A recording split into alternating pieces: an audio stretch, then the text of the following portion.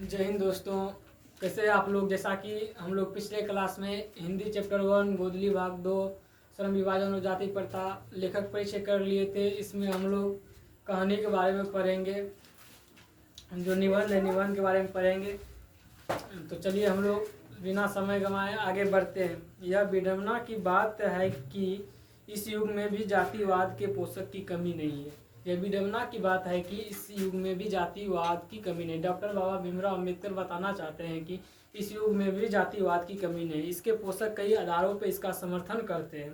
समर्थन का एक आधार यह कहा जाता है कि आधुनिक सभ्य समाज कार्य कुशलता के लिए श्रम विभाजन को आवश्यक मानता है। डॉक्टर बाबा भीमराव अम्बेडकर का कहना है कि यहाँ समाज कार्य कुशलता को श्रम विभाजन से जोड़ता है, और चूंकि जाति प्रथा भी श्रम विभाजन का ही दूसरा रूप है, और श्रम विभाजन और जाति प्रथा भी श्रम विभाजन का ही दूसरा रूप है, इसलिए हमें कोई बुराई नहीं है। इस तर्क के संबंध में पहली बात तो यही आपत्तिजनक है कि जाति प्रथा श्रम विभाजन के साथ साथ श्रमिक विभाजन का ही रूप लिए है। श्रम विभाजन निश्चय ही सभ्य समाज की आवश्यकता है, परंतु किसी भी समाज में श्रम विभाजन की व्यवस्था श्रमिकों के विभिन्न वर्गों में अस्वाभाविक विभाजन नहीं करती है। भारत की जाति प्रथा की एक और विशेषता यह है कि श्रमिकों का अस्वाभाविक विभाजन ही नहीं करती, बल्कि विभाजित वर्गों को एक दूसरे को अपेक्षा उच्च नीच भी करार देती है, जो कि विश्व के किसी भी समाज में नहीं। यहाँ डॉक्टर बाबा भीमराव अम्बेडकर बताना चाहते हैं कि हमारे समाज में यहाँ श्रम के आधार पर बांट दिया जाता है, और वो जो बल्कि उनकी रुचि के आधार पर नहीं। यहाँ वो स्वाभाविक विभाजन नहीं करती, बल्कि व्यवस्था वर्गों के एक दूसरे में अपेक्षा उच्च नीच की करार कर देती है। हम बताना चाहते हैं कि श्रम के आधार पर नहीं उनको करना चाहती, बल्कि एक उच्च नीच में बांट देती। जाति प्रथा को यदि श्रम विभाजन मान लिया जाए तो यह स्वाभाविक विभाजन नहीं है, क्योंकि यह मनुष्य की रुचि पर आधारित नहीं। कुशल व्यक्ति या सक्षम श्रमिक समाज का निर्माण करने के लिए यह आवश्यक है कि व्यक्तियों की क्षमता इस सीमा तक विकसित करें।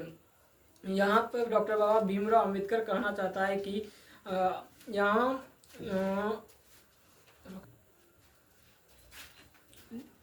जिससे वह अपने पेशा या कार्य चुनाव स्वयं कर सके। डॉक्टर बाबा भीमराव अम्बेडकर यह बताना चाहता है कि हमारा समाज ये निर्णय नहीं देती है कि वह अपने रुचि के आधार पर अपना कार्य का चयन कर सके। तो चलिए हम लोग आगे बढ़ते हैं और समझते हैं।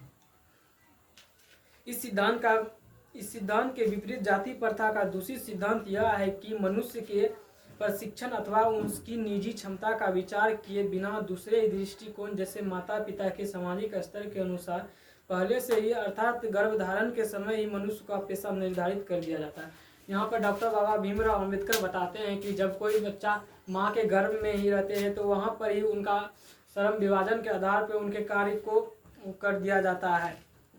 चलिए हम लोग आगे बढ़ते हैं और आगे पढ़ते हैं तो आगे आप लोग को अर्थ समझाते हैं। जाति प्रथा पेशे को दोषपूर्ण पूर्व निर्धारण ही नहीं करती, बल्कि मनुष्य को जीवन भर के लिए एक पेशे में बांध भी देती है।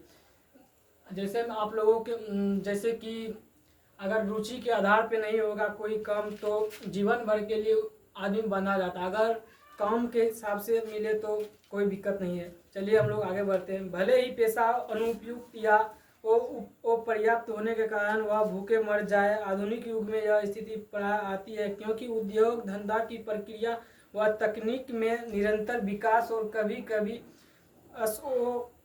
अकस्मात परिवर्तन हो जाता है, जिसके कारण मनुष्य को अपना पेशा बदलने की आवश्यकता पड़ सकती है। और यदि प्रतिकूल परिस्थितियों में मनुष्य को अपना पेशा बदलने की स्वतंत्र ना हो तो इसके लिए वह भूखा मरने के अलावा क्या चारा रह जाता है।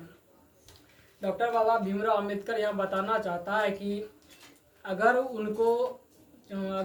आने वाले समय में अगर वह काम की कमी हो जाए तो आदमी अगर दूसरा रोजगार नहीं चयन करेगा तो वह भूखे मर सकता है। चलिए हम लोग आगे बढ़ते हैं और आगे हिंदू धर्म की जाति प्रथा किसी भी व्यक्ति को ऐसा पेशा चुनने की अनुमति नहीं देती है जो उसका पैतृक पेशा ना हो, भले ही वह उसमें पारंगत। इस पर यहाँ डॉक्टर बाबा भीमराव अम्बेडकर बताना चाहता है कि हमारे हिंदू समाज में यहाँ नहीं देता है, जो उनके पैतृक पेशा है उन्हीं के आधार पर काम किया जाता है, भले ही वो किसी भी प्रकार का हो।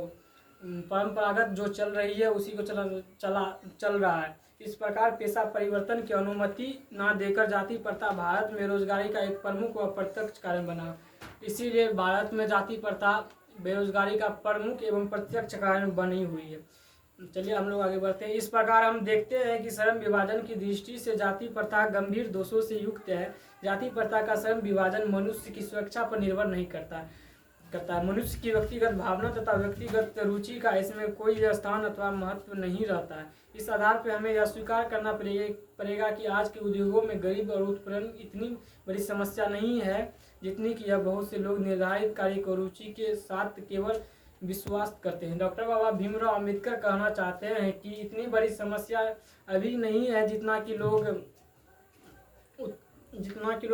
रुचिकर कारण के कारण करते अपना काम करना पड़ता है, जिनको पैतृक कार्य के आधार पर करना पड़ता है, जो परंपरागत चलती आ रही है।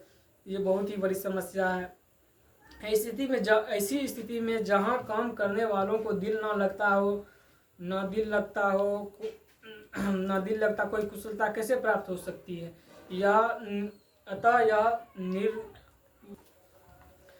अतः यह निर्वाध रूप से सिद्ध हो जाता है कि आर्थिक पहलू से भी जाति प्रथा हानिकारक पड़ता है।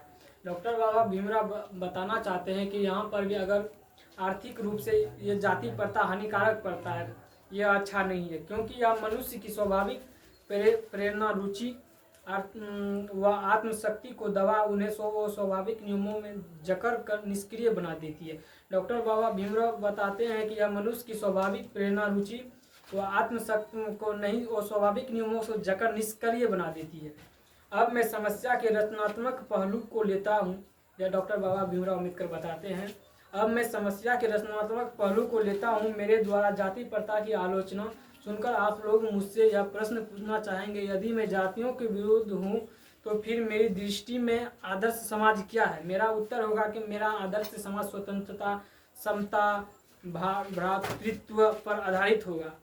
क्या यह ठीक नहीं है? भ्रातृत्व अर्थात भाईचारे में किसी को क्या आपत्ति हो सकती है? किसी भी आदर्श समाज में इतनी गतिशीलता होनी चाहिए जिससे कोई भी वांछित परिवर्तन समाज के एक छोर से दूसरे छोर तक संचालित हो सके। ऐसा समाज में बहुविध हितों में सबका भाग होना चाहिए तथा सबको उनकी रक्षा के लिए सजग रहना चाहिए। डॉक्टर बाबा भीमराव अम्बेडकर कहना चाहते हैं कि हमारा आदर्श समाज गतिशीलता की होनी चाहिए, जिसमें कोई भी वांछित व्यक्ति समाज के एक छोर से दूसरे छोर तक संचालित हो सकते हैं।